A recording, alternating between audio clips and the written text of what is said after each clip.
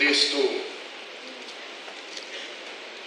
é bem conhecido, é o texto básico da graça salvadora do nosso Deus. Efésios 2, verso 8 e verso 9. Assim diz o Senhor: porque pela graça sois salvos, mediante a fé, e isto não vem de vós, é dom de Deus, não de obras, para que ninguém se glorie. Até aqui.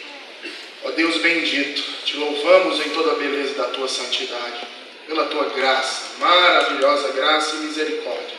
Fala aos nossos corações, Senhor, em nome de Cristo Jesus. Amém. Somente a graça, maravilhosa graça, como foi cantado hoje aqui, maior que o meu pecado. Bradou assim Lutero, Zwinglio, Calvino e muitos outros reformadores do século XVI e também do século XVII, e assim vem bradando muitos milhares de cristãos ao longo dos séculos. Meus queridos, a doutrina do Sola Gratia, essa é mais uma dos 5 pilares da reforma protestante e, como as demais, causou uma divisão histórica na cristandade. De um lado, protestantes, e do outro, papistas ou católicos romanos, como assim são chamados. A doutrina do Sola Gratia diz respeito à salvação do homem. Os reformadores negaram a posição católico-romana, semi-pelagiana da salvação, a qual afirmava que o homem é salvo através de uma ação em conjunto da graça, juntamente com as obras. É uma injustiça, então, de certa forma, se dizer que os católicos negam a graça na salvação dos homens. O problema não é que eles não negam a graça, mas eles negam a suficiência da graça na salvação dos homens, ao dizer que a salvação é uma operação da graça juntamente com as obras. Os reformadores contradisseram isso à luz das Escrituras, segundo aquilo que as Escrituras nos ensinam. Então os reformadores passaram a bradar e ensinar que somos salvos somente pela graça. Somente pela graça, meus queridos, e não por obras meritórias. A graça é um favor imerecido pelo homem, comunicado por Deus, sem nada pedir em troca. Como diz Paulo, Deus nos deu vida juntamente com Cristo e pela graça somos salvos. Não somos salvos pela confirmação, pela comunhão, pelo batismo, nem por sermos membros de uma igreja. Não somos salvos por tentar guardar os 10 mandamentos ou nos esmerar em praticar o Sermão do Monte. Da mesma forma, não somos salvos por doações a instituições de caridade, nem muito menos pela crença de que existe um Deus. Não somos salvos por sermos mais íntegros e nem sequer por sermos respeitáveis, nem mesmo pelo fato de nos intitularmos cristãos. Não, de maneira nenhuma. Não podemos nos salvar, não podemos sequer cooperar com qualquer tipo de obra ou mérito para a nossa salvação, pois esta é somente por parte de Deus, mediada pela graça salvadora em Cristo Jesus. Ora, e como bem diz Paulo em Romanos 11:6, se é pela graça, já não é pelas obras, do contrário, a graça já não é graça. Somos salvos somente pela graça e mediante a fé, como lemos ainda há pouco, meus queridos.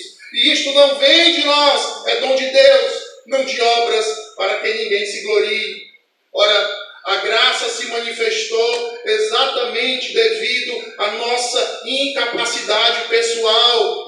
Ou, se você quiser levar por outro ângulo, coletiva também, de justiça própria. Como diz Paulo em 1 Coríntios 4:7, pois quem é que te fez sobressair? E que tens tu que não tenhas recebido? E se o recebeste, por que te vanglorias como se não o tiveras recebido?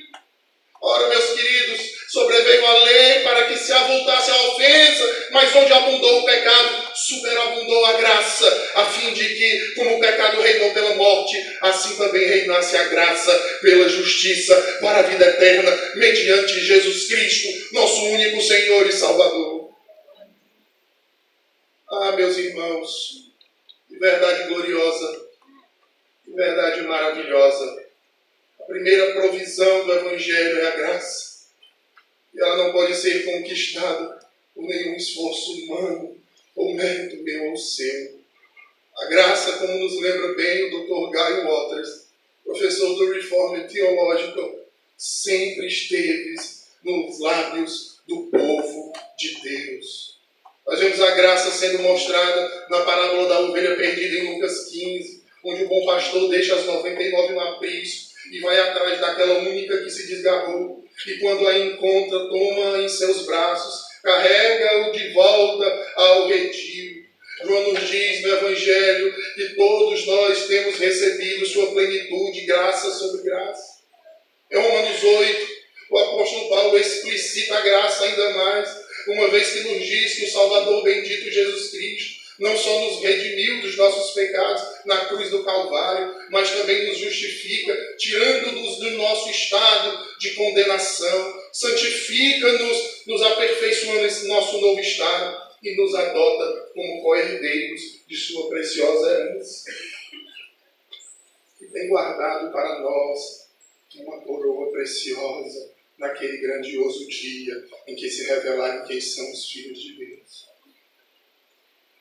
E sobre graça, o que dizer do texto ainda em 2 Samuel capítulo 9, em que Davi, apontando para a obra graciosa de Cristo, usa de graça para com Mefibosete, filho de Jonatas. Abra sua Bíblia aí em 2 Samuel 9, do verso 6 ao verso 10. Veja a graça de Deus sendo manifestada na pessoa de Davi. Vindo Mefibosete, 2 Samuel 9, do verso 6 ao verso de número 10. Diz assim a palavra de Deus: vindo Mefibosete, filho de Jonatas, filho de Saul, a Davi, inclinou-se, prostrando-se com o rosto em terra, disse-lhe Davi: Mefibosete. Ele disse: eis aqui teu servo. Então lhe disse Davi: não temas, porque usarei de bondade para contigo, por amor de Jonatas teu pai, e te restituirei todas as terras de Saul teu pai.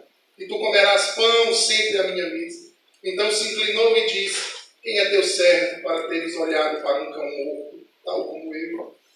Chamou Davi a Ziba, servo de Saul, e lhe disse: tudo que pertencia a Saul e toda a sua casa, dei ao filho de seu senhor. Trabalharás, pois, a terra tu e teus filhos, e teus servos, e recolherás os frutos, para que a casa de teu senhor tenha pão que coma. Porém, Mefibosete, filho do teu senhor, comerá pão sempre à minha mesa. Ah, meus irmãos, que grande exemplo. Que grande exemplo as Escrituras nos dão ainda no Antigo Testamento da maravilhosa graça. Acaso não agiu de forma semelhante Deus em Cristo Jesus com cada um de nós? Queridos, a graça é maravilhosa, é completa e suficiente. Deus nos salvou, como diz Paulo em Efésios 2,7, para mostrar nos séculos vindouros a suprema riqueza de sua graça, em bondade para conosco, em Cristo Jesus. E sendo assim, eu quero trazer uma aplicação aos irmãos nessa noite, acerca da graça de Deus na salvação de pecadores, mas não somente na nossa salvação, a graça de Deus agindo em nosso coração, para que possamos amar o nosso próximo como amamos a nós mesmos. Amar o nosso próximo como exemplo de graça com a qual o Senhor também nos amou. E eu quero deixar essa ilustração com testemunho de um jovem crente chamado Greg Lucas. Ele é norte-americano. Ele publicou esse testemunho inicialmente no site Desiring God, do pastor John Piper. O título é Uma História de Capacidade, Amor e Graça.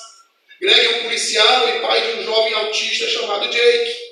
Em seu testemunho, ele narra as dificuldades em cuidar de seu filho autista.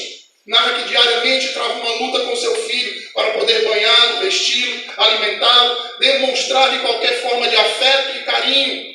O garoto, ele diz que é mais forte do que a maioria dos homens feitos. Diariamente, quando o pai tenta se aproximar dele, ele o fere no rosto, ou fere o seu corpo, atirando objetos ou espancando. Ele confessa que sai, na maioria das manhãs, do quarto de seu filho, profundamente ferido, emocionalmente esgotado.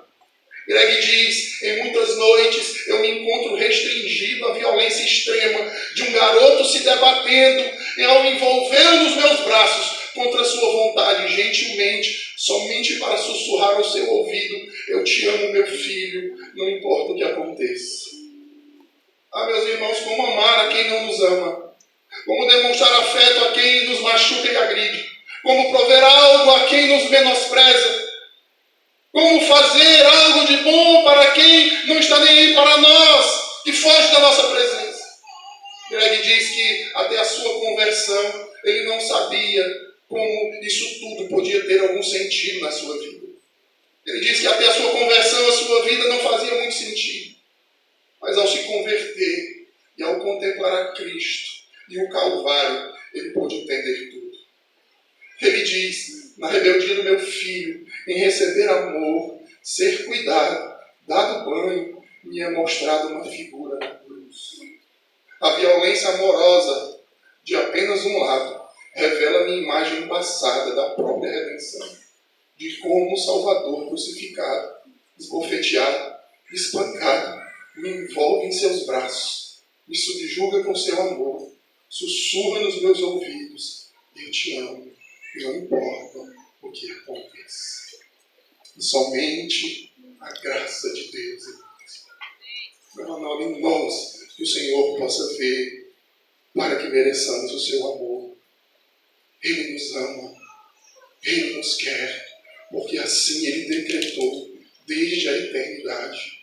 E assim nos tem, e nos mantém, e nos levará de volta para os seus braços. Vamos orar. Deus bendito, te rendo graças mais uma vez pela tua palavra. Te rendo graças, Senhor, pela tua maravilhosa graça. Te rendo graças, Senhor, por esta igreja, por este sino, por cada presbitério, por cada irmão e irmã aqui presente. Que o Senhor continue, mediante a sua graça, a cuidar de cada um de nós, aumentando a nossa fé e livrando-nos do mal. Em nome de Cristo Jesus, é o que te oramos. Amém.